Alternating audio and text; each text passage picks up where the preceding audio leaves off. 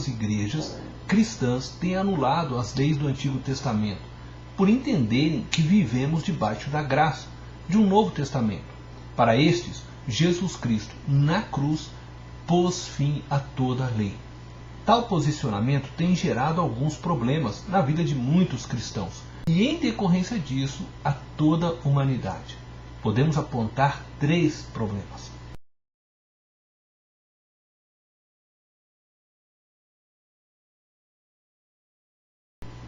Primeiro, no contexto cristão, como vimos, igrejas têm aderido à anulação de todas as leis do Antigo Testamento. Contudo, este é um grande erro teológico que tem gerado 2 tipos de grupos de igreja.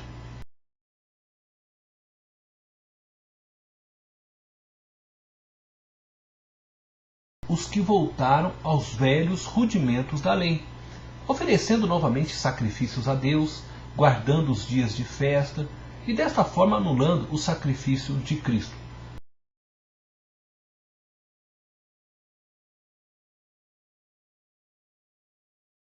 Os que vivem de forma ilícita, imoral, sendo governados por seus desejos desenfreados. Afinal, não existem mais leis a serem observadas. Jesus anulou toda a lei.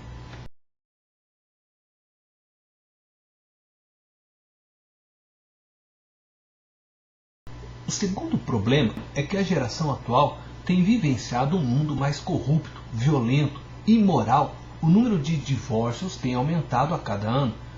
Sexo se tornou objeto de consumo, pois o homem vive sem considerar os princípios de Deus, descritos nas leis do Antigo Testamento. A soberba do homem o levou a acreditar que pode viver sem o manual do Criador.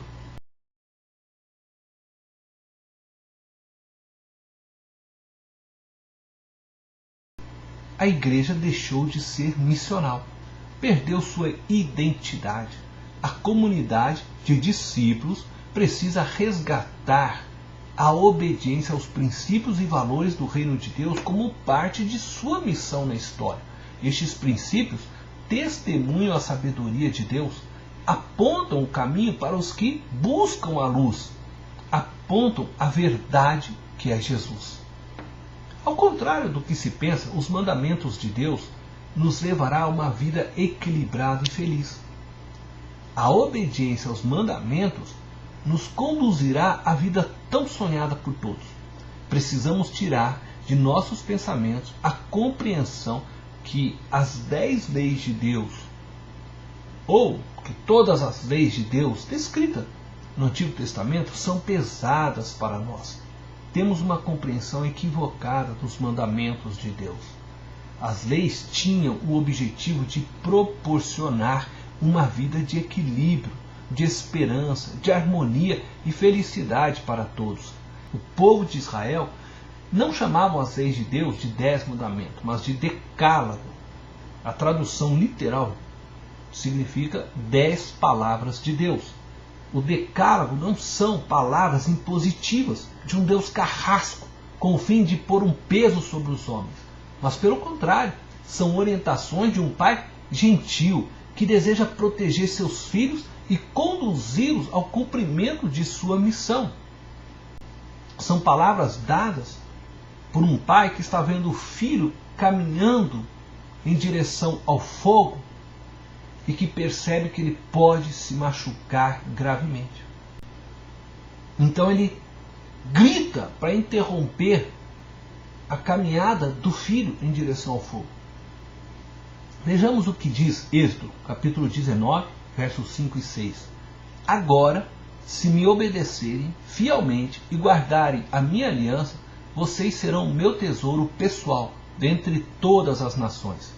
Embora toda a terra seja minha, vocês serão para mim um reino de sacerdotes e uma nação santa.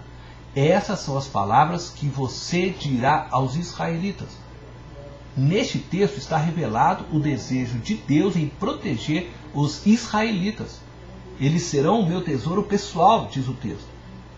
E também está revelada a missão que Deus desejava para eles ao anunciar as 10 palavras, que eles seriam um reino de sacerdotes. Vejamos o que diz o primeiro mandamento, ou a primeira palavra de Deus ao povo de Israel.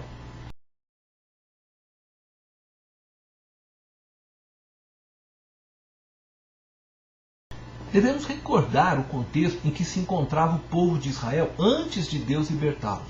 Israel era um povo oprimido pelos egípcios e por seus deuses.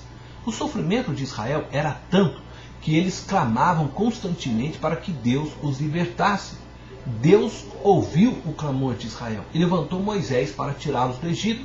O texto diz que Deus libertou Israel das mãos dos egípcios e os fez não para oprimi-los, mas para que tivessem liberdade. Deus teve misericórdia do povo. Deus amou a Israel e por isso a primeira palavra de Deus, o primeiro mandamento, é que eles não tivessem outros deuses além dele, uma vez que isto os tornaria novamente escravos de seus ídolos. Todo ídolo leva seu adorador a ser devorado até que a morte o destrua. O ídolo nada mais é que um instrumento para que demônios destruam nossos relacionamentos pessoais, nossa saúde, nosso emocional, e nos levem, por fim, à morte eterna, ao inferno. Isto é, a uma vida eterna sem Deus. Deus age como todo pai que deseja o bem do filho, e por isso manda que o mesmo não coloque a mão no fogo, o orienta a não subir na cadeira para não cair, a não atravessar a rua sem olhar para os lados para não ser atropelado por um veículo.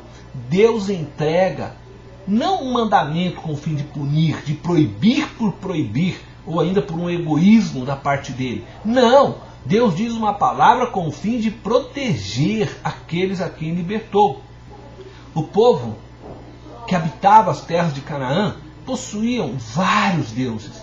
Havia Deus para sexualidade, prosperidade, sabedoria, fertilidade, riquezas.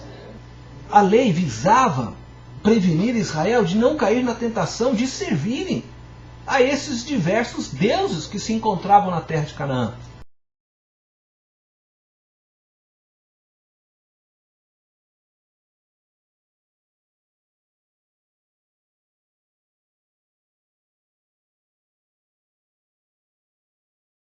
Nossa sociedade hoje não é muito diferente dos egípcios ou dos povos que habitavam Canaã.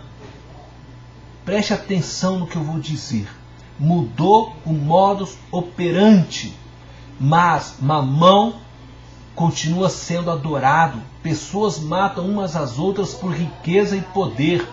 Moloque continua sendo servido através de pais que sacrificam o futuro de seus filhos em busca de sucesso profissional. Ainda outros sacrificam os filhos através da violência física ou emocional. Apolo é cultuado como o deus da masculinidade, do corpo perfeito, nas academias onde jovens e adultos são capazes de colocar a saúde em risco para terem um corpo perfeito. O culto a Apolo, o deus da beleza masculina, se encontra no culto ao corpo. Pessoas obcecadas, medindo cada centímetro alcançado nos bíceps, na panturrilha, dedicam horas e mais horas para ganhar 1 centímetro de massa muscular. Entretanto, não fazem o menor esforço para melhorarem o relacionamento com Deus. Mulheres cultuam a Afrodite, a deusa da beleza feminina, da sensualidade, em busca também de um corpo perfeito. Se sujeitam a pagarem altos valores para uma cirurgia plástica, para alcançar uma estética perfeita, assim como muitos homens passam horas malhando e se sujeitam a tomar coquetéis para moldar o corpo. E não é pecado malhar, não é pecado fazer uma cirurgia plástica, mas quando se coloca a vida em risco, quando pessoas se sujeitam a tomarem remédios, a se colocar nas mãos de homens e mulheres que não têm o conhecimento clínico para uma cirurgia plástica, é porque elas estão buscando não a saúde, mas o culto à beleza. Este é o culto que não é oferecido a Deus. A sociedade de hoje, inconscientemente, continuam adorando a estes ídolos, falsos deuses, que os levam a um caminho de destruição e morte. A verdade é que estes deuses não passam de demônios agindo por trás destes ídolos.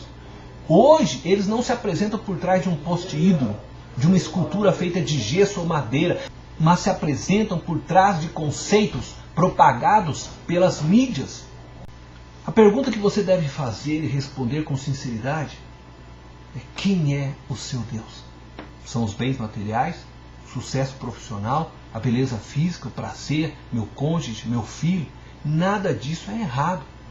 Mas o amor fora de ordem é pecado, segundo as palavras de Santo Agostinho.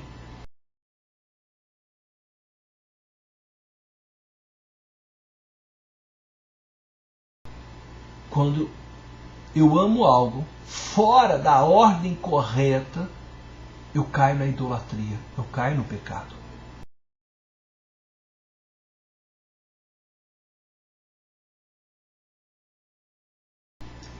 A única forma de sermos livres e permanecermos livres é adorando a Jesus, o nosso Deus, acima de todas as coisas.